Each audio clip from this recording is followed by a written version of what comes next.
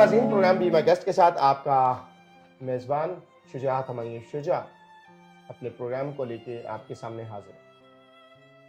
नाज़रीन, जैसे कि आप लोग जानते हैं कि बी माय गेस्ट में मेरे साथ शोबिस से रिलेटेड कुछ सितारे, कुछ फनकार, अदाकार, हिदायतकार, कुछ राइटर्स, कुछ सिंगर्स इस प्रोग्राम में आप देखते रहते हैं। लेकिन आज एक ऐसी शख्सियत से मैं आपको मिलवाने जा रहा हूं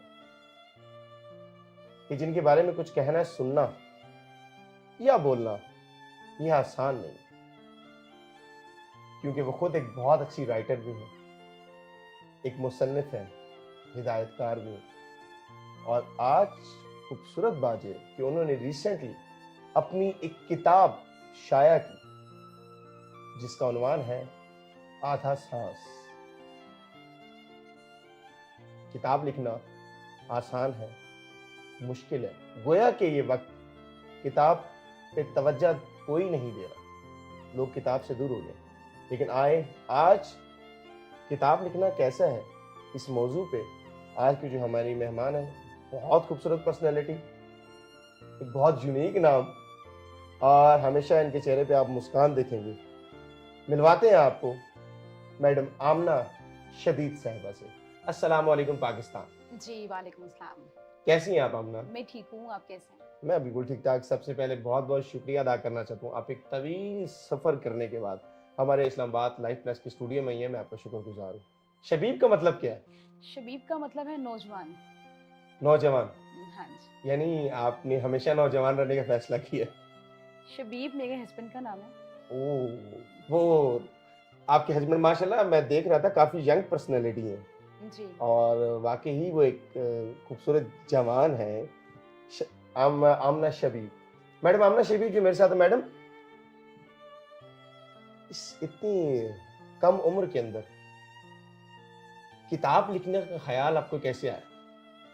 किताब लिखने का ख्याल मुझे कुछ साल पहले से था, लेकिन ये था कि मैं स्क्रिप्ट लिखती थी, कुछ पेजेस जैसे कुछ रजिस्टर में लिख दिया और फिर उसके बाद रख दिया। जब मैंने मेरे माइंड में एक स्टोरी आई जिसका क्लाइमेक्स बिल्कुल डिफरेंट है, ठीक है, अभी तक किसी ड्रामे, किसी मूवी में नहीं दिखाया गया, तो जब आई तो मैंने अपनी सिस्टर से डिस्कस किया, तो उन्होंने कहा बहुत अच्छी है, तो मैंने उसका वन लाइनर लिख के उसको रख दिया, लेकिन मैंने पूरी किताब नहीं लिखी, स्क्रिप्ट नहीं लिखा।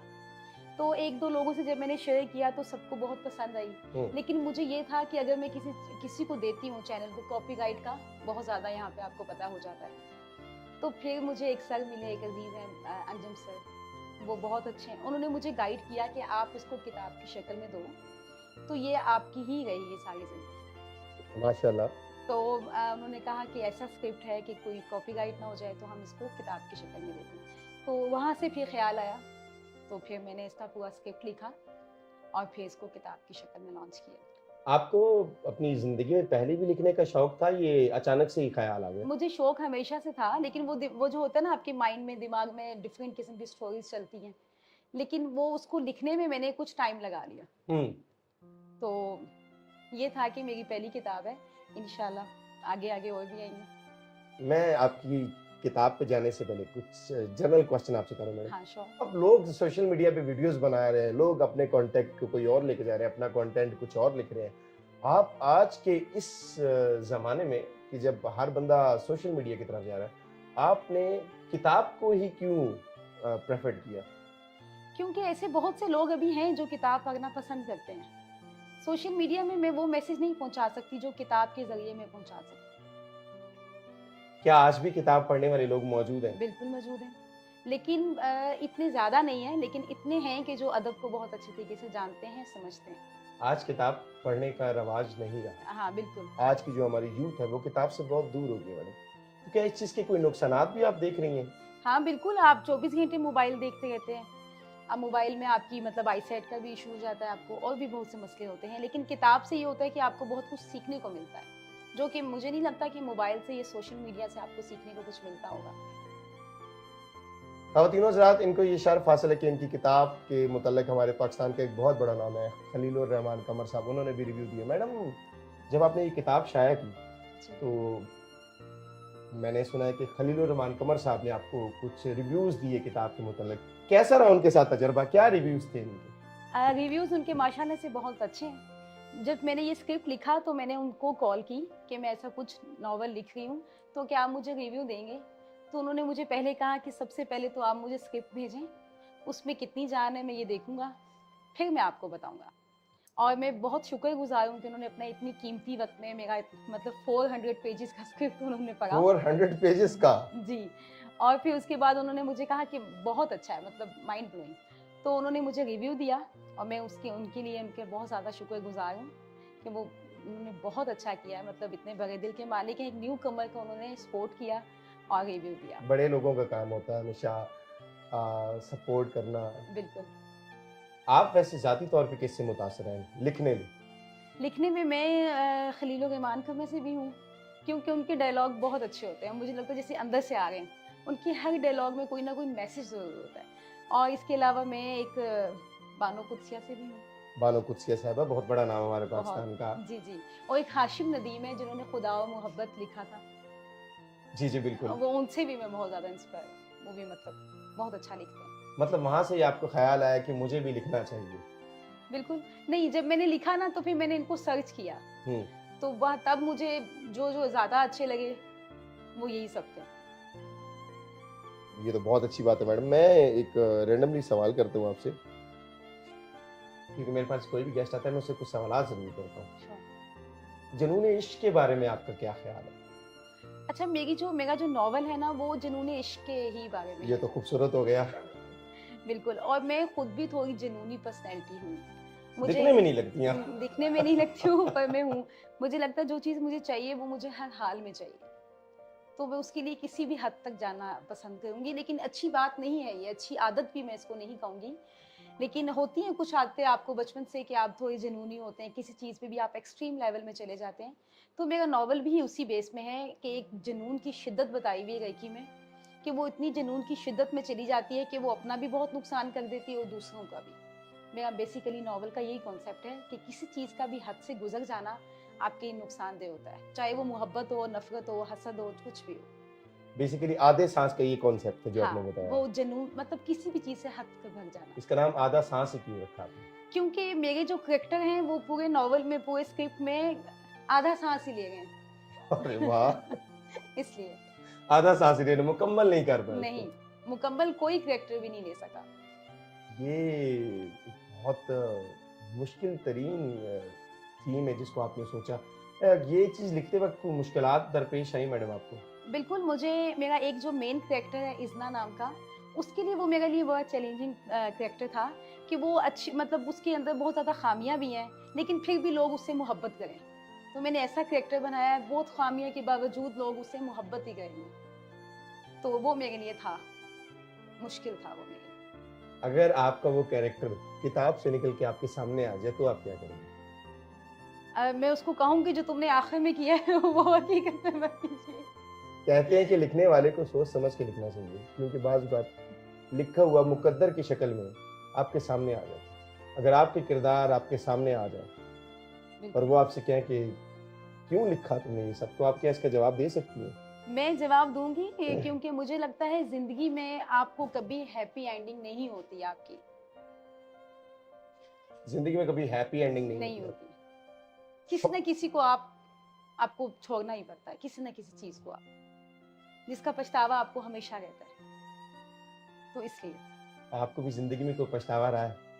मुझे कोई पछतावा नहीं रहा, लेकिन ऐसी छोटी-मोटी चीज़ें होती हैं, जिसको अगर आप याद करो तो आप सोचते हो काश मैं उस वक़्त ऐसा नहीं ऐसा कर लेता। दुनिया का ऐसा कोई इंसान नहीं है जिसको कोई पछतावा ना हो। मैंने सुना है इसके बाद आपका एक नावल और भी शाया हो रहा है। हाँ जी, बिल्कुल। वो कौन सा है? वो इंशाल्लाह बहुत जल्द आएगा, उसका भी मैं नाम अनाउंस करूँगी। अभी हिडन है, अभी हाँ, नाम नहीं हिडन। अनाउंस करती, लेकिन एक किताब लिखना और एक किताब के बाद फिर दूसरा अपना नावल। पुराने वक्तों में मैडम आमिना, आज से मैं 15-20 साल पहले जो लोग नावल शौक से पढ़ा करते थे बहुत, बिल्कुल। और उसके तजस्सुस से बाहर आना उनके लिए मुश्किल था। उस नावल में इस नावल में क्या फ़र्क समझते हैं? देखिए, पुराने वक़्तों के नॉवल जो थे ना वो इस तरह के भी थे कि आपको एक सबक मिलता था, आपको पता होता था कि आपको अपनी लाइफ़ में क्या करना है। जो मेरा नॉवल है वो एक मोहब्बत, एक शिद्दत जुनून में बना हुआ है इसमें भी आपको ये गाइडेंस हुई हुई है कि किसी चीज़ को भी हद से ज़्यादा आपको नहीं करना चाहिए। तो मेरे ख्याल से पुराने वक्तों का मुकाबला तो शायद मैं आज के दौर पे नहीं कर सकूंगी, लेकिन आज के दौर का मुकाबला मैं लाजमी कर सकती हूँ। क्या कभी ऐसा हुआ कि आप जब किताब लिख रही हैं तो जो आपके कैरेक्टर्स हैं वो लिखते लिखते वो आपको फनी मूड में ले आए हो, आपके चेहरे पे हंसी आ गई हो? हाँ बिल्कुल, कभी कभी ऐसा होता है, एक करेक्टर मेरा ऐसा है कि वो पीछे ही पड़ जाती है किसी चीज़ के, तो मुझे हंसी आती है कि थोड़ा सा स्पेस भी नहीं दिया, मतलब आप मतलब पीछे ही पड़ जाते हो किसी चीज़ के। और किसी कैरेक्टर ने लिखते हुए बहुत ज़्यादा आपको संजीदा कर दिया, रुला दिया हो? वो मेरा इजना ही करेक्टर है जो मुझे एंड में, मैं अभी भी पढ़ती हूँ तो मुझे रोना आ जाता है, उसका एंड ऐसा है। कभी शॉर्ट फिल्म लिखने का इत्तेफाक हुई, या आगे अगर कोई शॉर्ट फिल्म की आपको ऑफर है, या आपको फिल्म लिखने की या ड्रामा लिखने की ऑफर है, जैसे आपने बताया कि आप काफ़ी मुतासर हैं खलील रहमान कमर साहब से, अगर उनकी तरह कोई ड्रामा लिखना पड़े, शॉर्ट फिल्म लिखनी पड़े, तो उस चैलेंज को क्या आप कबूल करेंगी? हाँ बिल्कुल, क्योंकि ना मेरे दिमाग में मतलब बहुत यूनिक सी स्टोरीज आती हैं। मैं कहती हूँ अब ये सास बहू से हट के कुछ हम दुनिया को दिखाएं, एक यूनिक स्टोरी हो, अच्छा कोई अच्छा मैसेज दे सकूँ। अगर मैं शॉर्ट फिल्म में अपना एक बहुत अच्छा मैसेज दे सकती हूँ तो मैं ज़रूर दूंगी। और मैं ये भी चाहूँगी कि इस नावल को मैं एक एज अ ड्रामा या नावल हमें इसको दूँ, मैं पसंद करूँगी बहुत ताकि खूबसूरत लोगों बात तक है ये जी। पहुँच सके। मैडम आमना शबीब साहिबा कह रही कि मैं चाहती हूँ कि मेरा ये जो आधा सांस है, मैं चाहती हूँ कि इन कैरेक्टर्स को अगर पिक्चराइज किया जाए तो इंशाल्लाह ये बहुत जल्द आपके सामने आ सकते हैं। अगर आपके कैरेक्टर में से कोई एक किरदार आपके घर आ जाए, उसको कैसे डील करेंगी आप? अगर कोई घर आ जाए तो उससे मैं पूछूंगी कि वो भी ऐसा ही चाहता था जो मैं चाहती थी। तो कभी कैरेक्टर से बातें करने की कोशिश की है आपने? जब तक आप कैरेक्टर से बातें नहीं करते ना तो आप उनके बारे में लिख नहीं सकते। बहुत खूबसूरत बात। तो कभी कभी ऐसा होता था कि जब मैं लिखने लगी हूँ, अगर मैंने आजिल का कैरेक्टर लिखना है तो मुझे खुद ही आजिल बन के जवाब भी देना पड़ता था कि मैं होती तो इस सिचुएशन में ऐसा ही जवाब देती। तो होता है क्यों नहीं, आप कैरेक्टर से बातें करके ही एक स्क्रिप्ट मुकम्मल कर सकते हो। अब चूंकि बातों से बात चल रही है मैडम, क्या आपने कभी कोई ऐसा किरदार लिखने की कोशिश की है, हाँ, कि जिसने आपको बहुत ज्यादा मुतासर किया हो? ऐसा ऐसे बहुत से कैरेक्टर होते हैं। देखिए लिखने में क्या है, लिखने में तो आप एक इंसान को फरिश्ता भी बना देते हो, शैतान भी बना देते हो, लेकिन लिखने में आप एक ऐसा इंसान भी बना सकते हो जिसमें कोई खामी ना हो। तो मुझे लगता है कि कैरेक्टर से मुतासर होना कोई बड़ी बात नहीं होती, क्योंकि जब आप खुद ही लिख रहे हो तो आप मुतासर भी हो सकते हो। अपनी जिंदगी के हवाले से कोई कैरेक्टर लिखा कभी, जो आपकी अपनी जिंदगी का वर्जन हो? वो मैंने लिखा है, इसमें इज़ना जो है वो थोड़ी बहुत मुझसे ओ, बड़ा अब मैच राज करती, खुला, ये इज़्ना कौन है? तो थोड़ा मैच करती है मुझसे कि थोड़ा जुनूनपन, हर चीज़ की शिद्दत, गुस्सा बहुत जल्दी आ जाता है।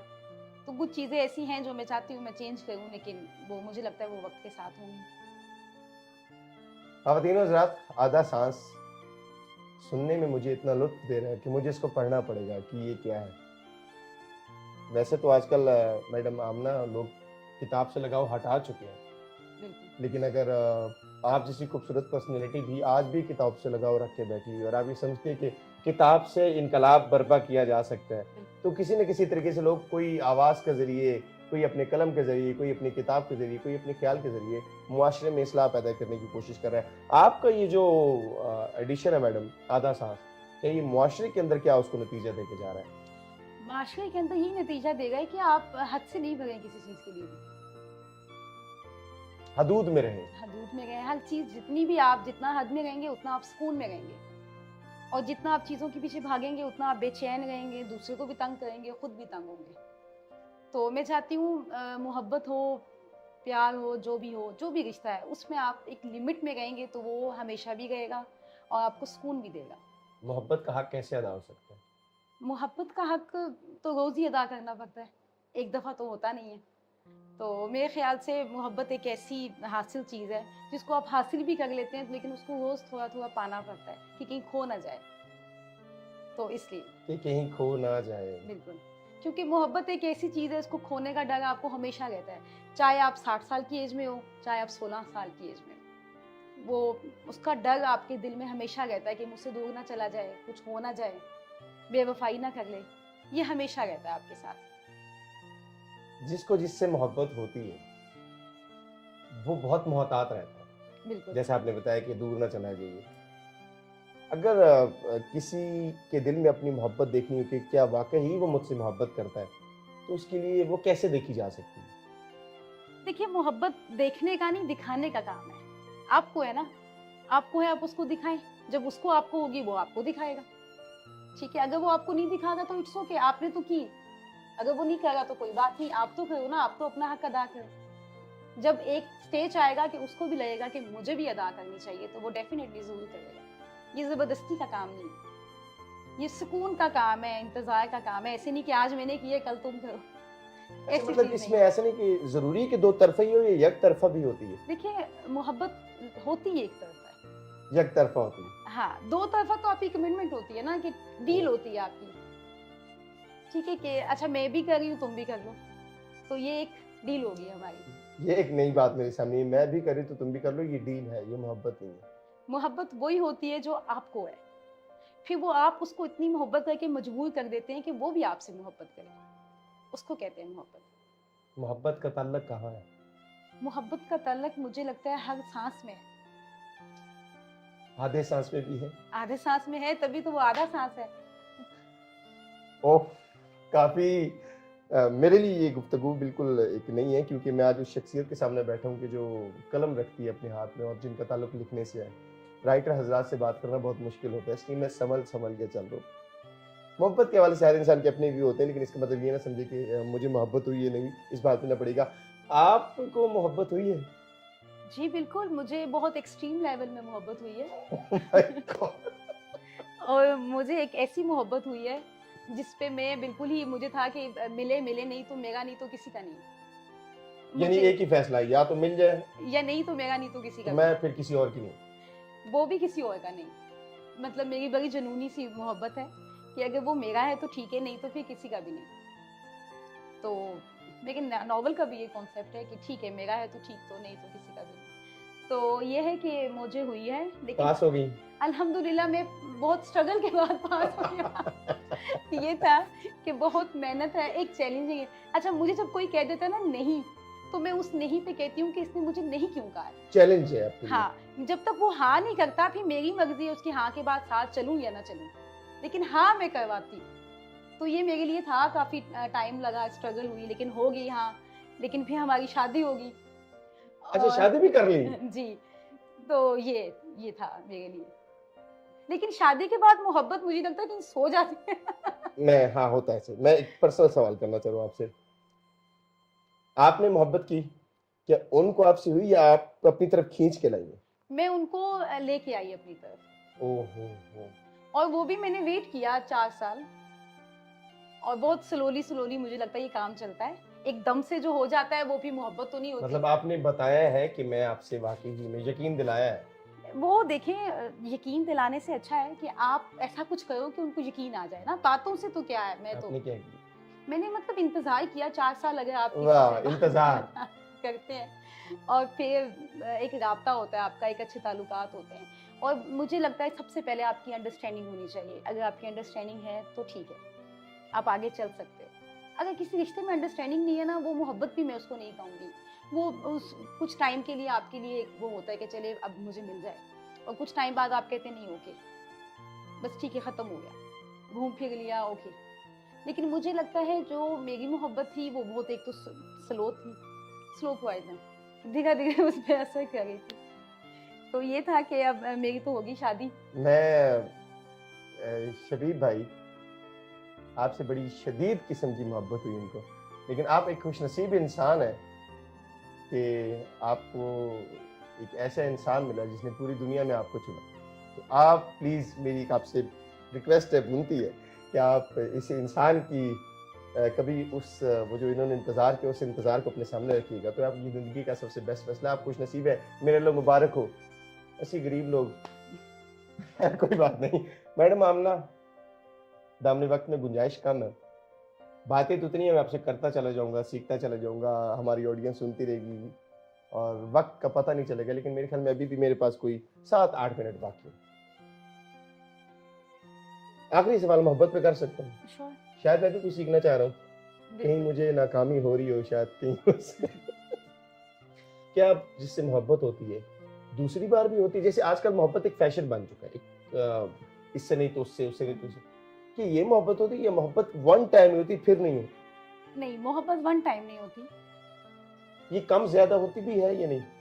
देखिए, कम ज्यादा का ताल्लुक नहीं होता, अगर मोहब्बत है तो है, ठीक है, अगर नहीं है तो नहीं है, या होती है या नहीं होती, ठीक है। अगर आपको एक बंदे से है लेकिन वहां से आपको नहीं रिस्पॉन्स मिला, लेकिन दूसरा बंदा ऐसा ये है जो आपको बहुत अच्छा रिस्पॉन्स देगा, तो मुझे लगता है कि उसे कर लेनी चाहिए, बजाय कि टाइम ज़ाया करें।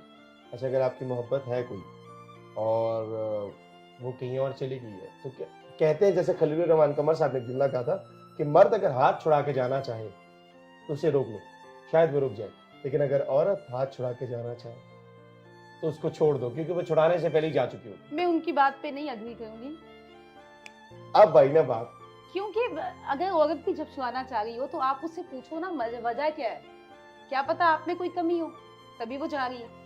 लाजमी नहीं है कि औरत हाथ छुड़ा रही है तो वो बेवफा है, क्या पता आप बेवफाई करे, उसको पता चल गया हो। तो मुझे लगता है मैं इस बात पे बिल्कुल नहीं अग्री करूंगी, अगर वो जाना चाह रही है तो उससे पूछो, अगर आप कुछ चेंज कर सकते हो खुद को तो उसको रोक लो, वो भी रुक जाती है। पलटना चाहिए। हाँ, वो भी रुकती है, उसको भी उतना ही साथ चाहिए जितना आपको उसका चाहिए। मोहब्बत में ताल्लुक का टूट जाने की ज्यादा वजह क्या होती है? मोहब्बत में ताल्लुक इसलिए टूट जाता है क्योंकि आप ट्रस्ट नहीं करते। अक्सर ना कुछ लोग मोहब्बत इस तरह करते हैं कि सांस बंद कर देते हैं कि वो आप सांस भी आपकी ही मर्जी से ले, ठीक है। फिर आगे से कहते हैं जी मैं तो बहुत ज्यादा प्रोसेसिव हूँ, ऐसा तो हो, लेकिन नहीं, आप उसको खुला छोड़ दो, वो आपका है, आपका ही रहेगा। वाह, आप ये ना देखिए, मुझे भी थोड़ी बहुत सांस आ रही है, मुश्किल टॉपिक है। और मैडम, अफसाने भी लिखती हैं? हाँ, अफसाने भी लिखे हैं मैंने। और दूसरा सबसे पहले तो मुझे लगता है कि आपको अपनी पेरेंट्स से, वालदा से ही मोहब्बत होती है। हाँ यार, और मैंने ये नावल लिखा भी अपनी वालदा के ही नाम है, तो मेरा था कि पहला नावल था और मैं उन्हीं के नाम लिखूंगी। तो सबसे पहले मैं तो खराज तहसीन पेश करता हूँ कि आपने अपनी वालदा को जहन में रख के एक नावल लिखा, और वालदैन हयात है आपकी? अल्हम्दुलिल्लाह वालदा हैं, वालिद नहीं। अगर आज वो होते तो बड़ी अप्रिशिएट करते आपको। श्योर, क्यों नहीं। आपकी वालदा और वालिद में भी कोई लिखता था इस काम को? जी मेरी मदर लिखती थी, लेकिन वो फिर कभी उनका पब्लिश नहीं हो सका। ये ऐसे गॉड गिफ्टेड चीज चली आ रही, कभी पब्लिश नहीं हो सके, लेकिन आपने आज उसको मुकम्मल करके जी आधे सांस की सूरत में आप पब्लिश कर दिया। पर शायरी से लगाओ। बिल्कुल, कुछ ऐसे डायलॉग्स हैं, कुछ ऐसा है जो मैंने लिखा है। अगर मैं आपसे कुछ अच्छी सी नज्म या कुछ अशार सुनना चाहूँ? शायद सुन लीजिए, नज़म तो नहीं लिखी। चले, जो वही बात है, अपने अपने मैं आपको 2 अदद सुना देती हूँ। जी। एक तो वो मुझे फूल समझता था आमना, इसीलिए कांटों के सहारे छोड़ गए। वो मुझे फूल समझता था आमना, इसीलिए कांटों के सहारे छोड़ गया। और एक मैं सुनाऊंगी, एहसासे तन्हाई उसको शायद हमारा बहुत था, तभी तो वो जाते हुए कुछ सवाल छोड़ जाता है।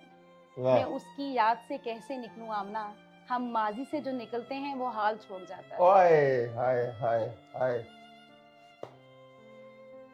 हम माजी से निकलते हैं अब वो हाल छोड़ जाता है। क्या खूबसूरत तल्लक आपने माजी और हाल का जोड़ा और एक मुस्तकबिल अपने सामने रख दिए। मैडम, बहुत बहुत शुक्रिया, सबसे पहले आप तशरीफ लाई हैं। जब दोबारा बुलाएंगी, आप वादा करेंगी आप जरूर आएंगी। और अगर कोई, मैं आपसे चाहूँ कि अगर कोई आपको ऑफर दे, आप फिल्म या कोई ड्रामा लिख के दे, तो आप ज़हनी तौर पे तैयार हैं? जी बिल्कुल, बहुत अच्छी स्क्रिप्ट है मेरे पास, बहुत यूनिक आइडियाज हैं, तो मैं ज़रूर दूंगी। मैं चाहती हूँ मैं इस फील्ड में आगे जाऊँ। अदाकारी का भी शौक है? अदाकारी का शौक तो बहुत है, लेकिन वो मैं चाहती हूँ पहले मैं एक इस वाली फील्ड को पकड़ लूँ। अगर अपने ही किरदार अपनी किताब का खुद निभाना पड़े, आप निभा लेंगी? बिल्कुल, इज़ ना, ये श्योर। आप निभा लेंगी। ज्यादा कैसा संजीदा पसंद है आपको, या आप संजीदा, थोड़ा पागलों वाला। लिखारी भी पागल होते हैं? बिल्कुल, होते ही वो पागल है, तभी तो वो अपने कैरेक्टर में जान डालते हैं। ओहो, किसी दूसरी दुनिया में जाके लिखना। बिल्कुल। क्या बात है जी, क्या बात है, क्या खूबसूरत बात की इन्होंने। ख़वातीनो हज़रात, बात चली थी किताब पे, और आज जो पर्सनैलिटी आपने देखी, आपने देखा वो कितनी यंग पर्सनैलिटी है, और उन्होंने एक अपनी ज़िंदगी का जायचा सामने रखते हुए अपना एक पहला एडिशन आधे सांस के नाम से अपनी किताब लिखी। आप इस किताब को ज़रूर पढ़िएगा। अगर किसी को चाहिए हो तो हमसे रब्ता कर सकता है। हमारे थ्रू मैडम आमना से भी जो है वो रुजू कर सकता है और आपको ये किताब मिल भी सकती है। मैडम अगर कोई किताब लेना चाहे या इसको खरीदना चाहे तो क्या ये अवेलेबल है? बिल्कुल, जो मेरे पब्लिशर हैं वो भिजवा देते हैं। आपको ये किताब मिल जाएगी। अभी इसकी कीमत भी है कोई? 1000। 1000। वैसे आखिरी सवाल मैं पूछना भूल गया था, कितना टाइम लग गया इस किताब को लिखते हुए? मुझे इस किताब को लिखते हुए 6 मंथ। 6 मंथ्स में आपने ये बुक कंप्लीट किया और कितने सफ़हात पे मुश्तमिल है? ये 380। 380। बहुत मुश्किल काम है। 380 जी सफ़हात पे मुश्तमिल ये किताब है। आप आराम से इसको 365 डेज़ में डेली एक-एक सफ़ा करके पढ़ें तो ये किताब आप मुकम्मल पढ़ सकते हैं। मैडम जाते-जाते लाइफ प्लस चैनल के लिए क्या कहना चाहिए? लाइफ प्लस चैनल अच्छा है, वो चैनल है वो जो चीज़ों को प्रमोट करता है, न्यू चीज़ को सामने लेके आता है, तो थैंक यू बोलूँगी उनको। ओके। आपके अभी तक ऑफिशियल पेजेस हैं? ऑफिशियल पेजेस अभी तक मैंने नहीं बनाए। ये किताब इंटरनेट पे अवेलेबल है? जी बिल्कुल अवेलेबल। अगर वहाँ से कोई लेना चाहे या सर्च करना चाहे? जी बिल्कुल। बिल्कुल जी, वहाँ पे अवेलेबल है। आप वहाँ गूगल से में है, अगर आप आधा सांस लिखते हैं तो वो आ जाता है। लेकिन सांस पूरा लेते हुए लिखना है, आधा सांस। तो ये किताब आपको मिल जाएगी। इंशाल्लाह ख़वातीन और हज़रात, जाते-जाते आखिरी पैगाम, हमारे चैनल को लाइक करें, सब्सक्राइब करें, शेयर करें। आज की गुफ्तगू में आपको क्या अच्छा लगा? मैडम आमिना का ख़याल, इनकी सोच, इनका लिखना आपको कैसा लगा? बेशक किताब पढ़ने के बाद आप कमेंट करें या किताब से पहले करें, लेकिन प्रोग्राम के नीचे कमेंट ज़रूर कीजिएगा, लाइक कीजिएगा, शेयर कीजिएगा। अगले प्रोग्राम तक के लिए इजाज़त चाहूँगा। एक नए गेस्ट के साथ मुलाकात होगी। बहुत शुक्रिया, अपनी दुआ में याद रखिएगा। वालेकुम सलाम।